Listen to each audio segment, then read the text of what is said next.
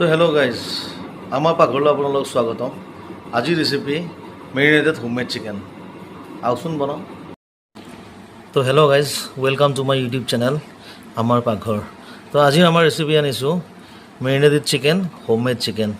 তো মেৰিনেট কৰি থৈছোঁ অকণমান দৈ, গোটা জিৰা, গোটা ধনিয়া, লং, ইলাচি, অলপ দৈ, অলপ সাধাৰণ তেল দি থৈছোঁ। দি কিনে মেৰিনেট কৰি কিনে 2-3 ঘণ্টামান এইটো মেৰিনেশ্যনত থৈ দিম। তাৰপিছত এইটো চিকেনটো বনাম। আহকচোন চাওঁ হোমমেড মেৰিনেট চিকেনটো কেনেকুৱা হয়। তো বন্ধুসকল, আমাৰ মেৰিনেশ্যনটো কমপ্লিট হৈছে। মই মোটামুটি 3 ঘণ্টামান মেৰিনেশ্যনত থৈ দিছিলোঁ। এইটো আপুনি চাব পাৰে, ধুনীয়া মেৰিনেট হৈছে। এতিয়া আমি অকণমান তেল এড কৰিম।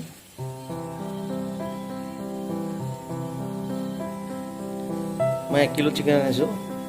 তো মোটামুটি মই 250 গ্ৰাম তেল দিছোঁ, মাষ্টাৰ্ড অইল, আমি কম মিঠাতেল এইটো দিছোঁ।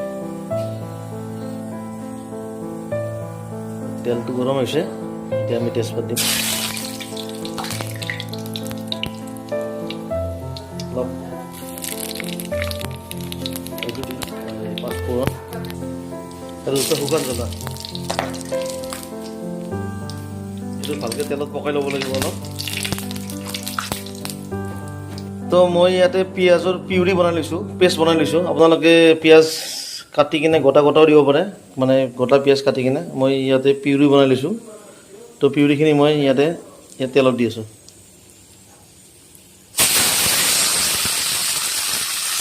দেখিছেনে তেলটো ভালদৰে পকি গৈছে।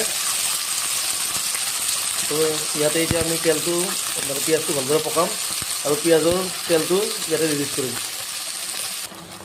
তো পিঁয়াজটো আমি গল্ডেন ব্ৰাউন হোৱালৈকে মানে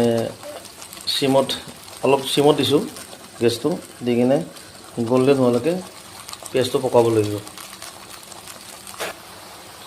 পিঁয়াজটো ভালদৰে গল্ডেন ব্ৰাউন হৈ গৈছে। এতিয়া আমি মাংসখিনি এড কৰিম। মেৰিনেট কৰি থোৱা মাংসখিনি আমি ইয়াতে এড কৰিম। এতিয়া মাংসখিনি মই এড কৰিব ওলাইছোঁ। ধুনীয়াকৈ মেৰিনেট কৰা আছিলে, তো মাংসটো আমি এড কৰি দিলোঁ। তো মাংসটো ভালদৰে লৰিব লাগিব।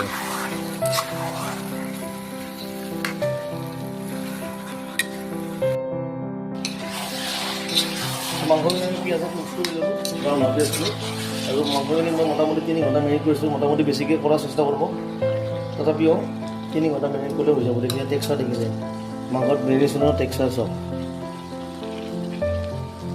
যিখিনি মেৰিনেশ্যন কৰিছিলোঁ মই আপোনাৰ ৰেচিপি প্ৰথমতে দিছোঁ ভিডিঅ'টোত, তাতে টেক্সাৰ চব মাংসত। প্ৰথমতে লৰাই দিওঁ মাংসখিনি।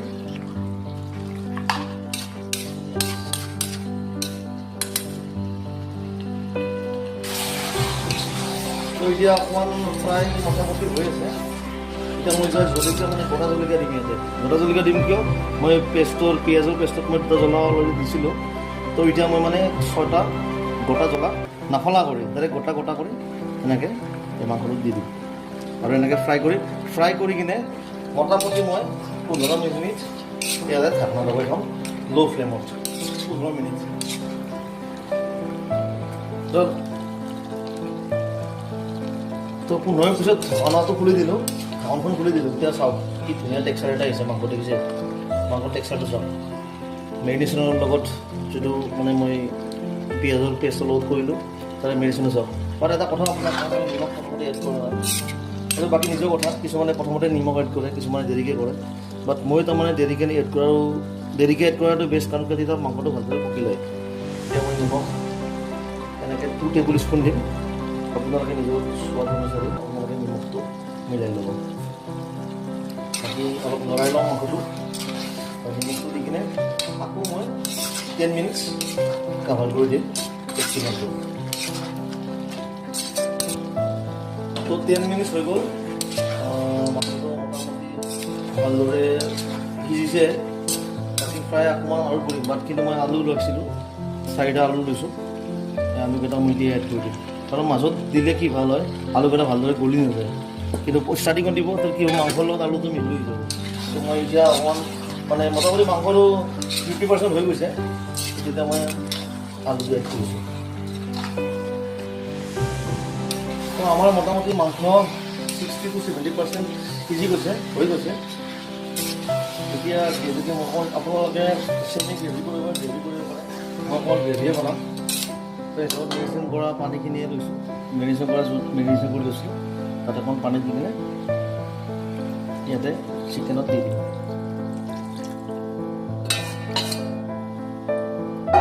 পানী দি কিনে মাংসটো লৰাই লৈছোঁ। এইটো গ্ৰেভিয়ে হ'ব, মানে চেমি গ্ৰেভি টাইপ কৰিছোঁ। তো এইটো মই একদম ল' চিমত মোটামুটি 20 মিনিটছ, ল' চিমত 20 মিনিটছ লাগিব। তো মই 20 মিনিটছ পিছত মই ঢাকনাটো গুচালোঁ। লাৰাই নাই এতিয়ালৈকে, চাওক টেক্সাৰ চাওক, তেলৰ যোনটো টেক্সাৰ আছে অকল ল' ফ্লেমত মাংসটো বনাইছোঁ। মই টেক্সাৰ চাওক 20 মিনিটছ দিলোঁ। এতিয়া মই হাই চিমত দিম। এতিয়া ফুল চিমত 5 মিনিটছ, মেক্সিমাম 5 মিনিটছ। আলু চাওক, আলু ধুনীয়াকৈ গলি গৈছে, ভাঙি যোৱা নাই। আপুনি আলু চাই লওক, এইটো দেখিছে কি ধুনীয়াকৈ আলুটো গলি গৈছে। তো মাংসত আলুটো গলি যোৱা নাই, আলুটো বেলেগ ছেপাৰেট হৈ আছে, মাংসৰ গ্ৰেভিৰ টেক্সাৰ চব। তো মই এতিয়া 5 মিনিটছ মেক্সিমাম ফুল চিমত মাংসটো মই অলপ ভালদৰে কৰিম, তাৰপিছত আমাৰ মাংস ৰেডি হ'ব। তো আমাৰ চিকেন ৰেডি হৈ গৈছে। তো এইটোৱে হ'ল আমাৰ হোম মেড মেৰিনেড চিকেন। এইটো ঘৰুৱা ষ্টাইলত হৈছে। তো হোম মেড চিকেন বনাই চাবচোন, কেনেকুৱা লাগে মোক কমেণ্ট বক্সত জনাব। তো till then bye bye and take care. আৰু চেনেলটো ভাল লাগিছে প্লিজ ছাবস্ক্ৰাইব কৰিব, চেনেলটো লাইক কৰিব, কিবা কথা থাকিলে কমেণ্টছ কৰিব। নতুন এটা ভিডিঅ' লৈ, নতুন খানা ৰেচিপি লৈ কিনে আকৌ আপোনাৰ মাজত এটা নতুন ভিডিঅ' লৈ আহি আছোঁ। Bye bye.